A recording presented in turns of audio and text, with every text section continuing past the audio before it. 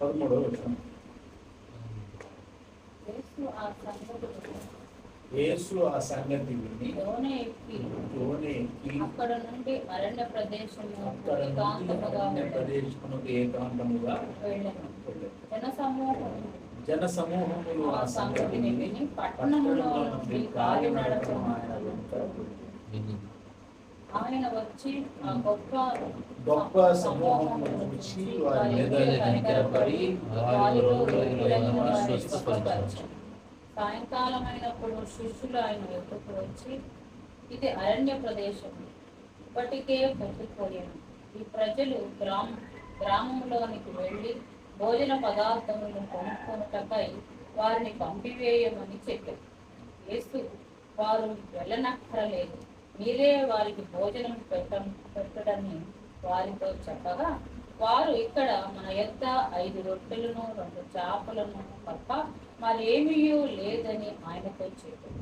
అందుకు ఆయన, వాటిని నా యొద్దకు తెండని చెప్పి పచ్చిక మీద కూర్చుండుడని జనులకు ఆజ్ఞాపించి ఆ 5 రొట్టెలను 2 చేపలను పట్టుకొని ఆకాశము వైపు కన్నులెత్తి ఆశీర్వదించి ఆ రొట్టెలను విరిచి శిష్యులకు ఇచ్చి, శిష్యులు జనులకు వడ్డించి వారందరూ తిని తృప్తి పొందిన తరువాత మిగిలిన ముక్కలు 12 గంపలను నింపి స్త్రీలను పిల్లలను కాక మిగిలిన వారు ఇంచుమించు 5,000 మంది. యేసు ఆ సంగతి విని దోణి ఎక్కి అక్కడ నుండి అరణ్య ప్రదేశములకు ఏకాంతముగా వెళ్ళాను. జన సమూహములు ఆ సంగతిని పట్టణముల నుండి కాలినడకన ఆయన వెంట. యేసు ఆ సంగతి విని, ఏ సంగతి విని? ఆ సంగతి విని అంటే ఏమన్నాడు ఆయన? యోహాను కల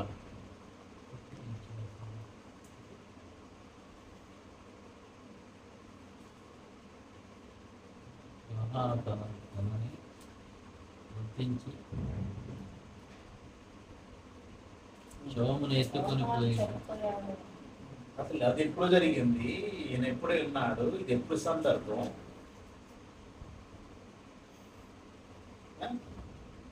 యేసు ఆ సంగతి విని అంటే పైన 14 అధ్యాయంలో ఏమన్నాడు? ఆ సమయం ముందు చతుర్థాధిపతి అయిన హేరోదు యేసును గురించిన సమాచారాన్ని, ఇతడు బాప్తిసమిచ్చు యోహాను, అతడు మృతుల్లో నుండి లేచి ఉన్నాడు. అతను మృతుల్లో నుండి లేచి ఉన్నాడు అంటే అప్పటికే మృతి పొందాడు కదా. మరి ఇక్కడ యేసు ఆ సంగతి వినంటే ఆ తర్వాత ఒక చర్య, అంటే ముందు జరిగింది ఏదంటే ఇది ఏది? యేసుక్రీస్తు వారు వెళ్ళటం, ఆ సంగతి వినటం, చనిపోయాడని. ఆ పైన ఉన్న 14వ వచనం మొదటి వచనంలో, మొదటి 2 వచనాల్లో ఉన్నది తర్వాత. అంటే యేసుక్రీస్తు వారు ఈ ఇక్కడ అందరికి పంచిపెట్టాడు కదా, అందరికి ఆహారం పంచిపెట్టాడు కదా. దాని తర్వాత జరిగింది మొదటి వచనం, మొదటి 2 వచనాలు. అంటే ఇక్కడ మనం చాలా కన్ఫ్యూజ్ అవుతాం. సరే పక్కన పెడితే ఆ సంగతి విన్నాడు, ఆయన తల గుర్తించాడు అంటే బాప్తిస్మ యోహాను చంపబడ్డాడు అని విని ఆయన దోణి ఎక్కి సముద్రం దాటి అక్కడ నుండి అరణ్య ప్రదేశానికి ఏకాంతంగా వెళ్తాడు. దోణి ఎక్కి అక్కడ నుండి అరణ్య ప్రదేశంలో అన్నాడు. అవునా? దోణి ఎక్కి అరణ్య ప్రదేశానికి వెళ్ళిన దోణి ఎక్కాలా? సముద్రం ఉంది మధ్యలో. దాని అర్థం అంటే దోణి ఎందుకు ఎక్కాడు? ఈగట్ అంటే ఉన్నదో ప్రాంతంలో తల ఎక్కడ గుర్తించాడు? మేబీ గలిలయలో అనుకుంటా, గలిలయలో. ఆ గలిలయ నుంచి దాటి పక్కన ఉన్నటువంటి వేరొక ప్రాంతానికి ఆయన వెళ్ళడం జరిగింది. సరే, అది చరిత్ర. అంటే ఇక్కడ మనం నేర్చుకోవాల్సింది ఏంటంటే కొన్ని విషయాలు. జనసమూహములు ఆ సంగతి విని పట్టణం నుండి కాలి నడకన ఆయన వెంట వెళ్ళి మొట్టమొదట ఆయన అక్కడికి వచ్చాడని చెప్పి వెళ్ళారు. ఇప్పుడు జరుగుతున్న దానికి అప్పుడు జరిగిన దానికి కంపారిజన్. అవునా? యేసుక్రీస్తు ప్రభు వారు అక్కడికి వెళ్ళాడని చెప్పి ఆ సంగతి విని జనులు పట్టణంలో నుండి కాలి నడకన ఆయన వెంట ఇప్పుడు ఆరు ఇప్పుడు ఏం చేస్తున్నారు? ఫోటోలు వేయించుకుంటారు పోస్టర్. ఇప్పుడు పరిస్థితి ఎలా ఉంది? జనులు ఆయన వెంట వెళ్తున్నారు. ఆయన వెంట వెళ్తున్నారా లేకపోతే ఎవరి వెంట వెళ్తున్నారు? ఎవరి వెంట వెళ్తున్నారు ఇప్పుడు జనులు? సేవకుడే. యేసుతో పని లేదు కదా, యేసుతో పని లేదు, సేవకుడు.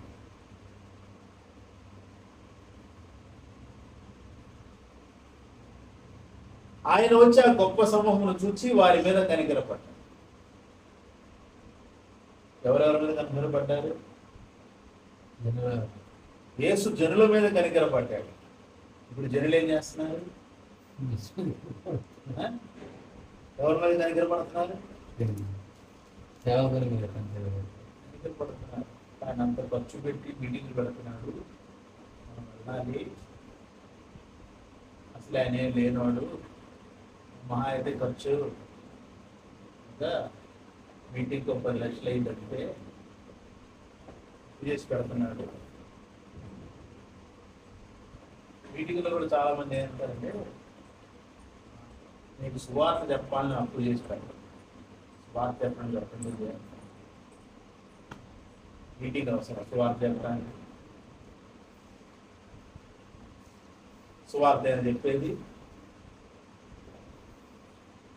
ఏం చెప్తున్నారు? సువార్త యేసుక్రీస్తు ప్రభువారు జనులను చూసి వారి మీద కనికరపడ్డారు, వారిలో రోగులైన వారిని స్వస్థపరిచారు. హల్లెలూయా.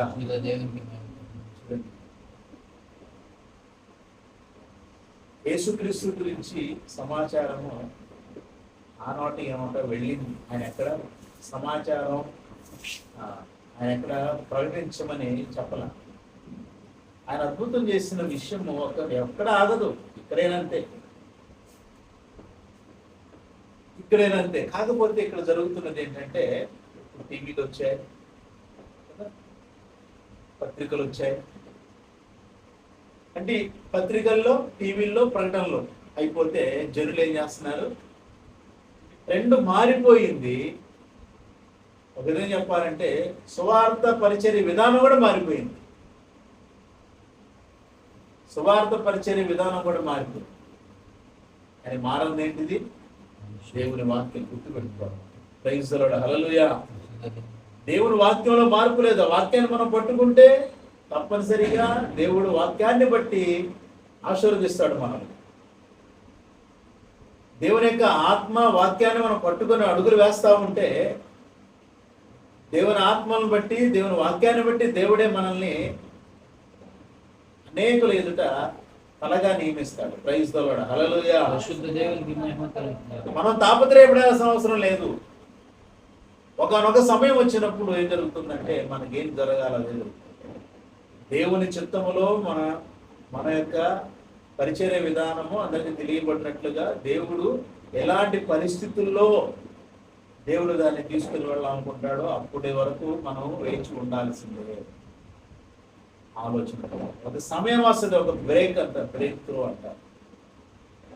ఆ సమయంలో అన్ని పటాపంచలు అయిపోతాయి. అది వచ్చినప్పుడు ఎవరు ఆపలేరు. అంతే. Praise the lord. హల్లెలూయా. ఎవరు ఆపలేరు. ఆ సమయంలో మొదటి వారు కడపటి వారు అవుతారు, కడపటి వారు అనేకులు మొదటి వారు అవుతారు. ఆ సందర్భాన్ని ఊహించినప్పుడు మనము ఆ సందర్భం అనుభవించే టైంలో మనం జ్ఞాపకం పెట్టుకోవాలి ఇలాంటి మాట. ఇక్కడ ఉన్న సందర్భం ఏంటంటే యేసుక్రీస్తు ప్రభువుని వెంబడించారు జనులు. అలాగే ఈరోజు సేవకుడిని వెంబడించాలి. సేవకుడు వెంబడించకూడదు విశ్వాసం. సేవకుడు ఎక్కడ పెడితే అక్కడ ఇక్కడ విశ్వాసులు ఉన్నారు, అక్కడ విశ్వాసం ఉన్నారని చెప్పి ఎక్కడో ఉన్నాడు, ఎక్కడ మీటింగ్లు, ఎక్కడ ఉన్నాడు అక్కడ మీటింగ్లు, అందరినీ ఏంటి? ఎవరి దేవుని ఆత్మ అభిషేకముతో ప్రతి విశ్వాసి నింపబడితే ప్రత్యేకమైన బోధ ఎవరు చేయాలి? దేవుని యొక్క వాక్యాలు, దేవుని యొక్క ఆత్మ నీకు తెలిసి ఉంటే, దాని యొక్క అనుభవం నీకు ఉంటే ఇంకెవరో వచ్చి బోధించేది ఏముంది? అన్ని వేల లక్షల రూపాయలు ఎందుకు ఖర్చు అవ్వాల్సి ఉంది? పేదవారికి ఉపయోగపడే డబ్బు ఎందుకు వృధాగా అవుతుంది? వృధా.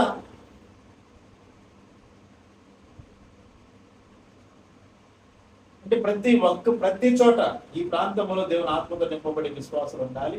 ఆ ప్రాంతంలో అక్కడ వారికి స్వస్థత, అంటే అక్కడ తెలియాలి, ఇక్కడ యేసుక్రీస్తు నమ్మిన వారు ఉన్నారు, వారు ప్రార్థన చేస్తే స్వస్థత జరుగుతుంది అని అక్కడ ఉన్న వాళ్ళు విని నీ దగ్గరికి రావాలి.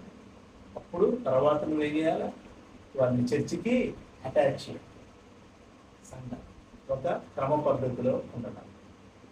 అంటే సంఘములో విశ్వాసం ఎలా ఉండాలి, సమాజంలో విశ్వాసం ఎలా జీవించాలనే విషయాలు నేర్చుకోవడానికి సంఘానికి కట్టుబడి ఉండాలా, సంఘానికి కట్టుబడి ఉండాలా, సంఘంలోనికి రావాలా, వచ్చి వాక్యం వినాలా, వాక్యముతో జీవితాన్ని మార్చుకుంటూ అడుగులు వేయాలి. మీలో అనేక శ్రమలు, శోధనలు, వేదనలు వస్తుంటే వాటిని తట్టుకోవడానికి సహాయం, ఆత్మ సంబంధమైన సహాయము, ప్రార్థన సహాయాన్ని సంఘం నుంచి పొందుకోవాలి. ఇక్కడ యేసుక్రీస్తు ప్రభువు వారు ఏం చేస్తారు? అందరూ వచ్చారు, వారందరికీ వాక్యం బోధించారు. వారికి సమయమే తెలియలేదు. వారు అప్పుడు ఏం జరిగింది? ఇప్పటికే ప్రొద్దుపోయారు. ఈ జనులు గ్రామంలోకి వెళ్ళి భోజన పదార్థం కొనుక్కున్నట్టయితే వారిని పంపులు వేయరు. అంటే సాయంత్రం అయిపోయింది, రాత్రి ఇచ్చాక వెళ్ళిపోయింది. అంటే యేసు అంటున్నాడు, వారు వెళ్ళనక్కర్లేదు, వారు వెళ్ళనక్కరలేదు, మీరే వారి భోజనము వారితో చెప్పగా వారు, ఇక్కడ మన యొద్ద 5 రొట్టెలు 2 చేపలు తప్ప మరేమీ లేదని ఆయన చెప్పారు. ఏమున్నాయంటే 2 చేపలు 5 రొట్టెలు. ఎంతమంది ఉన్నారు? 1,000 ఉన్నారు. దేవుని యొక్క మహిమను చూడాలి అంటే ఆ శక్తితో, దేవుని ఆత్మతో, దేవుని వాక్కులతో ఎప్పుడు ఉండాలి. అప్పుడే దేవుని మహిమ, దేవుని శక్తి బయలుపడతాయి. ఇక్కడ అదే జరుగుతుంది. యేసుక్రీస్తు ప్రభువు వారు వాటిని నా దగ్గరికి తీసుకురండి అన్నారు. రొట్టెను విరిచాడు, కృతజ్ఞతాస్తుతులు చెల్లించాడు. చేపలు పట్టుకున్నాడు, కృతజ్ఞతాస్తుతులు చెల్లించాడు. మీరే వారికి పంచిపెట్టండి. మొక్కలన్నీ కూడా పంచిపెట్టాడు. మొక్కలు తుంచాడు, తుంచి పంచాడు. అంటే ఆ మొక్కలు ఏమవుతుంది తెలియట్లేదు కదా. 5 రొట్టెల మొక్కలు మనము ముక్కలు చేసి పెట్టాము. ఎలాగా ఎంత కనపడతాయి? 5 రొట్టెలకు కనపడతాయి, కానీ మొక్కలు ఒక గుంపుగా కనపడతాయి, ఎక్కువగా కనపడతాయి. అంటే ఆ మొక్కల నుంచి తీసి పంచుతా ఉంటే మొక్కలు వస్తా ఉన్నాయి. చేపలు తీసి పంచుతా ఉంటే చేపలు వస్తాయి. ఏలియా సారెపతి విధవర విశ్వాసముతో మొదటి రొట్టె ముక్క ఆయనకి పెట్టింది.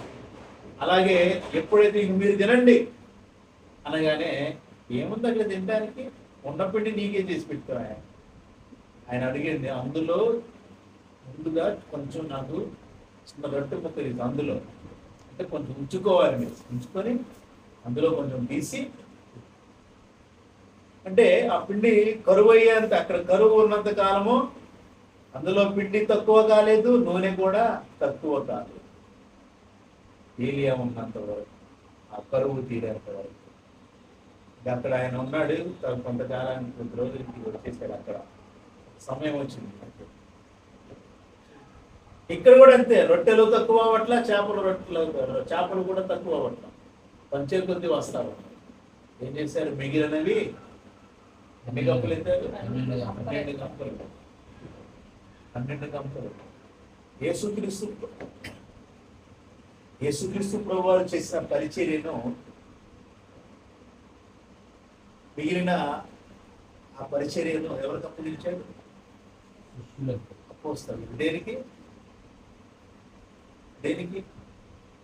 ఏం చేశారు? వాటిని ఇంటికి వెళ్ళి తిన్నారా? ఇంటికి వెళ్ళి తినేది, ఇంటికి వెళ్ళట్లేదు. వీళ్ళు ఎప్పుడు వేస్తూ కదా ఉండేది. ఇంటికి వెళ్ళాల్సిన పని ఏముంది? మరి ఏం చేశారు? ఇది ఇక్కడ మనం నేర్చుకోవాల్సింది. యేసు ఉచితంగా ఇచ్చిన దాన్ని ఏం చేయాలి? ఉచితంగా పంచాలి. యేసుక్రీస్తు ప్రభువు ఇచ్చిన పరిచర్య భారాన్ని మొయ్యాలి.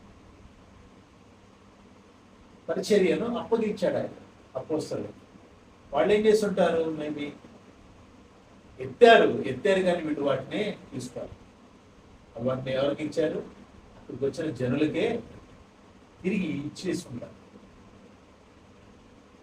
లేదంటే ఆ 2 చేపలు 5 రొట్టె ముక్కలు ఎవరైతే తెచ్చారో వాళ్ళకి ఇచ్చారో వాళ్ళు చేసుకుంటారు. వాళ్ళే. అంటే ఇక్కడ మనం గుర్తించాల్సింది ఏంటంటే అందరూ కలిసి సమిష్టిగా పంచుకున్న దాన్ని మనం జ్ఞాపకం చేసుకోవాలి. Praise the lord. హల్లెలూయా. పరిశుద్ధ దేవునికి మహిమ కలుగును. అపోస్తలుల కాలంలో వారి బోధలు విని అందరూ కూడా పరిశుద్ధాత్మ ప్రేరేపితులై వారి చర స్థిరాస్తులన్నీ అమ్మి ఏం చేశారు? అపోస్తలుల పాదాల దగ్గర పెట్టారు. పెట్టి ఏం చేశారు? వాటంతటినీ కూడా కలిపి అందరూ కూడా సమిష్టిగా పంచుకున్నారు. ఎవరికి ఎక్కువ తక్కువ లేక సమిష్టిగా పంచుకున్న దానికి ఉదాహరణ. కానీ ఈరోజు ఆ అపోస్తలు ఏమో కొట్టుకున్నారే, ఇది నా గంప నువ్వు తీసుకుంటావేంటి, నా గంపలో నువ్వు తీసుకుంటావేంటి? ఈరోజు సేవకులు ఎలా ఉన్నారంటే, మనం వెళ్ళే ఒక చోట వేరే అదే అప్పుడు చర్చెస్ ఉన్నాయి, అయినా మనం వీలు పెట్టామనుకో మమ్మల్ని లాక్కోవడానికి వచ్చేవాడు, అద్భుతాలు చేస్తున్నారు అని చెప్పారు. అది వాస్తవం. అలా వాళ్ళు అనుకోవటంలో తప్పు లేదు. కారణం ఏంటి? మన పరిచర్య అనుకోవట్లేదు వాళ్ళు, నా పరిచర్య అనుకుంటున్నారు. ఇప్పుడు ఒక ఆయన అన్ని చోట్ల వెళ్ళిపోయి పెట్టేస్తున్నాడు. ఆయన ఏమనుకుంటున్నాడు? నా పరిచయం నేను చేసుకున్నాను అనుకుంటున్నాడు. వాళ్ళతో మాట్లాడి మన పరిచయం కలిసి చూసుకున్నాం. ఏదున్నా సరే, కష్టమో సుఖమో లాభమో నష్టమో మనమందరం కలిసి భరిద్దామనే ఆలోచన ఎవరికి ఉంది? ఏ సేవకులకి? ఆనాటి అపోస్తలకి ఈనాటి సేవకులకి అంటే అపోస్తలు ఎవరు లేరు. ఎవరికి కూడా అపోస్తల పేరు పెట్టకూడదు. అపోస్తల గురించి ఒక మాట చెప్పాలంటే బైబిల్లో క్లియర్గా పౌలు గారు దొంగ అపోస్తలు ఉన్నారు, జాగ్రత్త. ఎందుకున్నారు వాడు దొంగ అపోస్తలు గారంటే, వెలుగుతూ తానే సాతాను తానే వెలుగుదూత వేషం ధరించుకొని ప్రత్యక్షం అవుతున్నాడు. ఆ ప్రత్యక్షత అంటే సాతాను తానే వెలుగుదూత. సాతాన్ అంటే ఎవరు? అబద్ధికుడు. సాతాన్ అంటే ఎవరు? నరహంతకుడు. సాతాన్ అంటే ఎవడు? కొండేలు చెప్పేవాడు. సాతాన్ అంటే ఎవరు? భయంకరమైనటువంటి పాపకార్యాలను చేసేవాడు, చేయించేవాడు. ఇది ఇంకా వాడు గొడవలు పెట్టేవాడు, లేనిపోని విషయాల జోలికి వెళ్ళేవాడు, విషయాలన్నింటినీ కూడా తీసుకొచ్చి సంఘంలో పెట్టేవాడు. లోక సంబంధమైన ప్రతి దాన్ని సంఘముతో ముడివేసేవాడు, యేసుతో ముడివేసేవాడు. అపవాది చాలా జాగ్రత్తగా ఉంటారు. ఇక్కడ ప్రభువు అందరికీ పంచిపెట్టిన తర్వాత ఏం చేశారు? 12 గంటల నుండి ఎత్తి స్త్రీలు పిల్లలు కాక తిరిగిన వారు ఎంతమంది అంట? 5,000 మంది పురుషులు, ఇంచుమించు 5,000 మంది. స్త్రీలు పిల్లలు ఇంకెంతమంది ఉంటారు? వాళ్ళకి 5-6 వేలు ఉంటారు కదా. ఆ రోజుల్లోనే దాదాపుగా 11,000 మంది పైచిలుకు, 11,000 పైచిలుకు ఆయన వాక్యాన్ని వింటానికి వచ్చారు. Praise the lord. హల్లెలూయా. పరిశుద్ధ దేవునికి మహిమ కలుగును. ఈరోజు కారణం ఏంటి? ఈరోజు ఎవరు? ఈరోజు ఎంతమంది నిండుతున్నారు? 10 లక్షలు ఖర్చు పెడితే 10,000 మంది. కనీసం స్టే మొత్తం ఒక పీడబ్ల్యూడీ అదే ప్యాటర్న్ సెంటర్లో ఉన్నటువంటి పెరేడ్ గ్రౌండ్స్ నిండాలంటే కనీసం ₹1,00,00,000 ఖర్చు అవ్వాలి. 1-2 కోట్లు మొత్తం నిండాలంట. 1-2 కోట్లు డబ్బు అయినా సరే కదా, సేవకులు ఈరోజు లేదు, అవకాశం లేదు, ఎవరు పెట్టట్లేదు, ఎవరు అవకాశం ఇవ్వరు. అదేమంటే ఫారిన్ నుంచి పిలిపించుకోవడం తప్ప ఇక్కడ ఎవరు బోధ చేసేవాళ్ళు సరైన ఎవరికి వాళ్ళే కదా. ఈరోజు ఎవరికి వాళ్ళే కదా. అందుకనే పెరేడ్ గ్రౌండ్స్లో మీటింగ్లు పెట్టాలంటే పార్ట్నర్స్ రావాలి. ఫారినర్స్ రావాలంటే గవర్నమెంట్ ఒప్పుకోదు. గవర్నమెంట్ ఇప్పుడు కూలిపోతుంది. ఫారినర్స్ ఎవరు కూడా వచ్చి ఇక్కడ వాక్యం చెప్పడానికి ఇక్కడ ఉన్నవాళ్ళు సేవకులు అంతే ఉన్నారు. అలాంటి పరిస్థితి యేసుక్రీస్తు వాడు అందరూ కూడా తిని తృప్తి పొందిన తర్వాత ఆయన ఆశీర్వదించి ఇచ్చిన అందరూ తిని తృప్తి పొందిన తర్వాత అన్నింటిని కూడా ఏం చేశారు 12 గంటలు. తర్వాత ఇంకో చోట ఏముంటుంది చూడండి, ఇంకో చోట 20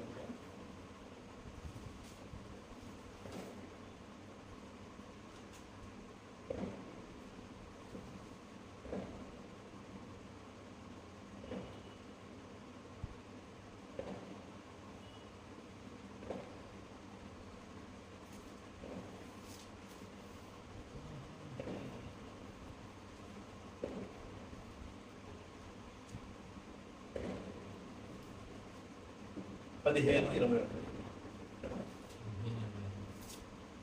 యేసు అక్కడ నుండి బయలుదేరి తూరు సీదోనుల ప్రాంతములకు వెళ్ళగా ఇదిగో ఆ ప్రాంతముల నుండి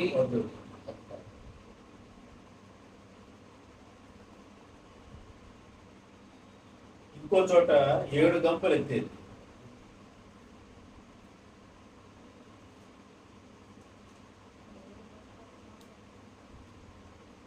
ఆ 7 రొట్టెలను ఆ 7 చేపలను పట్టుకొని కృతజ్ఞతాస్తుతులు చెల్లించి వాటిని విరిచి తన శిష్యులకు ఇచ్చెను.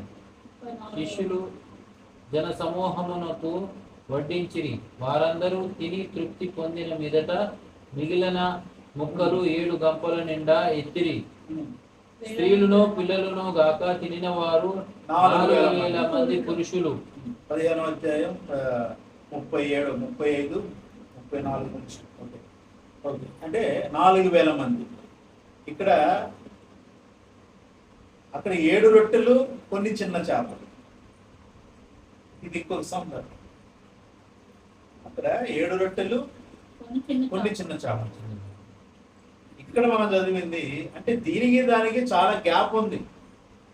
వాస్తవం చెప్పాలంటే వెంటనే జరిగింది ఏం కాదు ఇది. చాలా అంటే కొద్ది రోజులు గ్యాప్ ఆయన ప్రయాణంలో ఉన్నాడు. ఇది చాలా మంది ఏమనుకుంటారంటే ఇది అక్కడ తేడాగా ఉంది ఇక్కడ తేడాగా ఉంది అంటే అది వేరే ప్రాంతము ఇది వేరే ప్రాంతం. అంటే ఆయన ఎక్కడికి వెళ్తే అక్కడ ఆశీర్వాదము, దేవుని క్రీస్తు వెంట దేవుని యొక్క ఆశీర్వాదం ఉంది. ఇక్కడ ఇంకోటి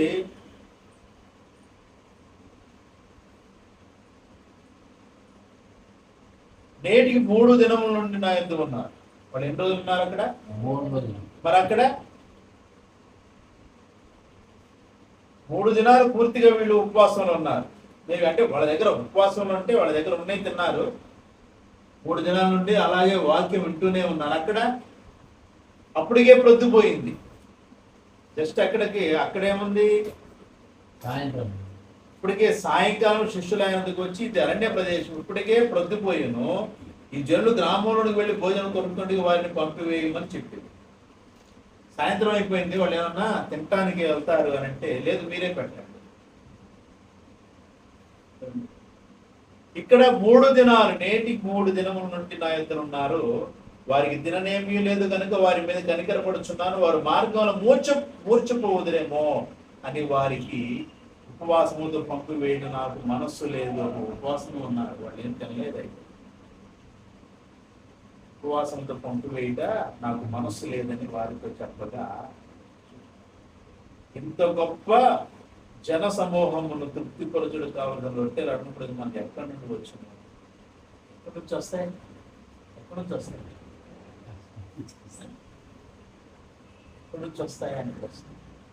ఆ ప్రశ్న మనలో పుడితే మన పరిచయం అలాగే అయిపోయింది. పుట్టకూడదు ఆ ప్రశ్న. ఆ ప్రశ్న రావటమే తప్పనమాట.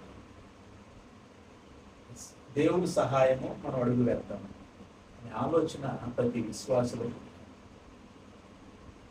అదే సంఘం కొరకు సేవ కొరకు తాపత్రయం అంటేనే.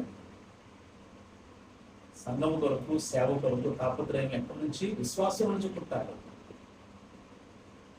మనం అనుకుంటే సరికాదు, మాట్లాడితే సరికాదు. విశ్వాసం నుంచి పుట్టినటువంటి ఆ ఆలోచన వెంటనే ఆచరణలోనికి రావాలి.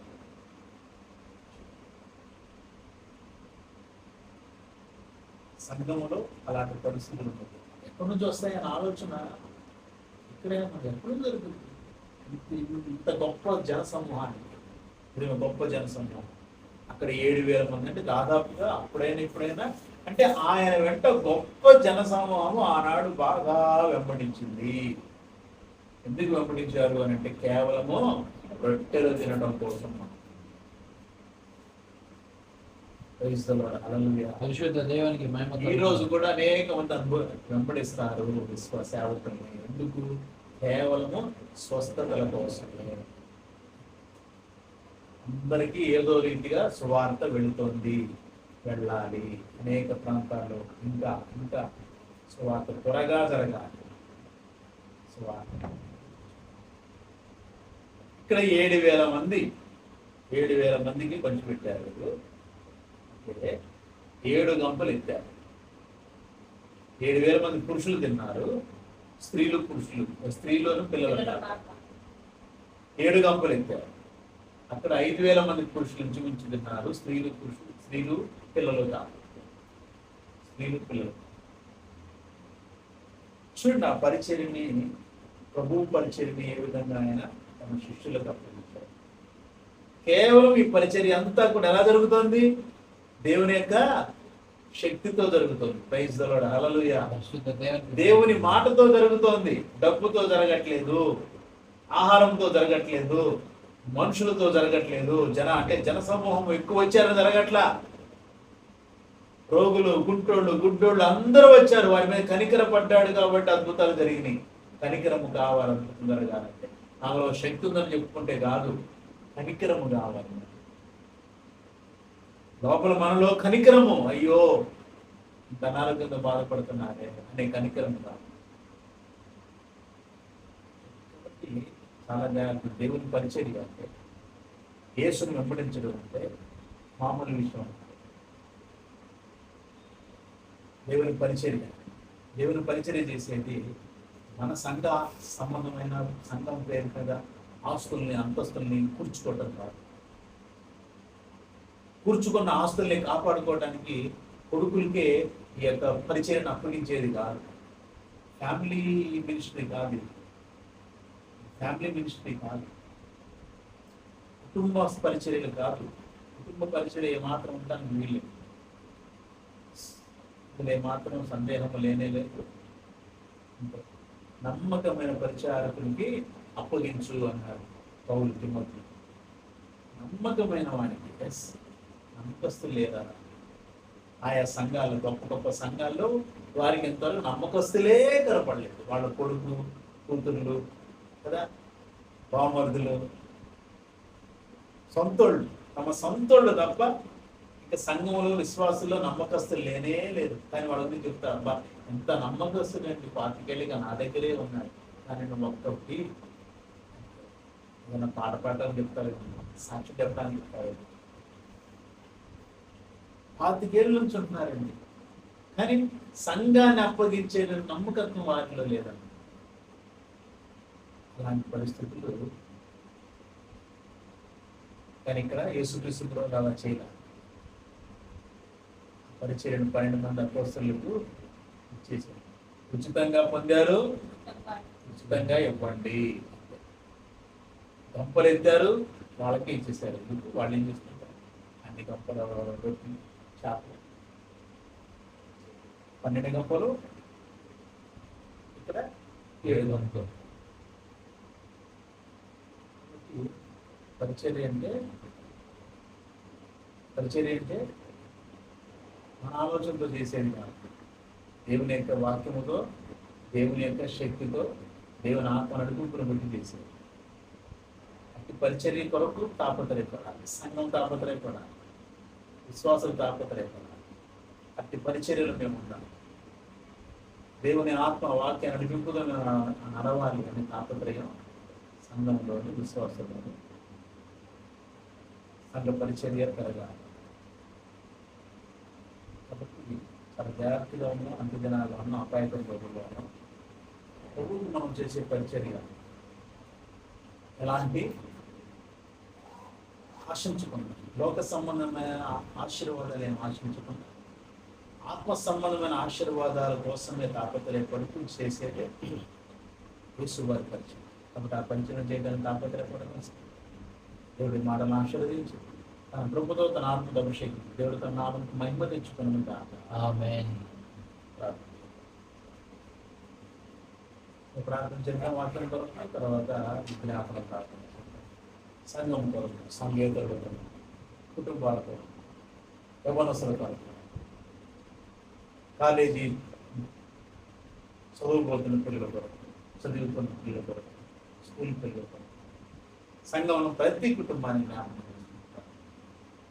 వాక్యం కొరకు చిన్న థ్యాంక్ యూ మహాగణ ప్రభుత్వ సహాయకులు నజరుడు నేర్చుకున్న సంఘటన సహాయం చేయండి, ఆశీర్వదించుకున్నాం. Thank you. వాక్కులు మా జీవితంలో నెరవేర్చిన నామని మనం తెచ్చుకుని ప్రభావండి యేసు నామములో ఈ పరిచర్య మీ ఆత్మతో వాక్కులు అలవాటి నడిపించుకోవాలి. యేసు వారు చేసినట్లుగా పరిచర్య, ఆయన శిష్యులు ఆయన వెంబడించినట్లుగా పరిచర్య ఈ సంఘము చేయనట్లుగా మీ ఆత్మతో వాక్కులు అభిషేకించుకున్నాను తెచ్చుకుంది. ఈ యొక్క సంపూర్ణ ప్రార్థన మీరందరూ విజ్ఞాపన చేస్తుంది. ఆ విజ్ఞాపనని పాసన చేసుకున్నట్టుగా తెచ్చి సంఘాన్ని మీ ఆత్మతో అభిషేకించండి. యేసు నామములో ప్రార్థిస్తున్నాను. ఆమేన్.